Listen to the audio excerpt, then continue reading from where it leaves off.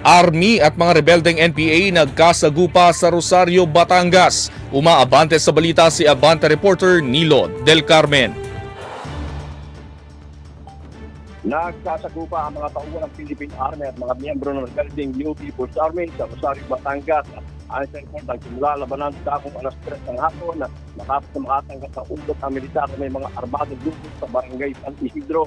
Kagad nagsagawa ng focus military operation ang mga miyembro ng platoon ng 59 Infantry Battalion sa lugar kung saan nakaenkwentro ang mga lakas ng miyembro ng Southern Tagalog Regional Party Committee na pinamumunuan ng isang anamid dalagat.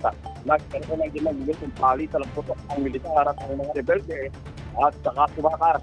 Nakarecover ang mga sundalo ng apat na basta, dalawang cartridge ng armas, mga pagkain at mga personal na damage na naiwan ng mga rebelde. Wala namang naiulat ng sugatan sa panig ng militar.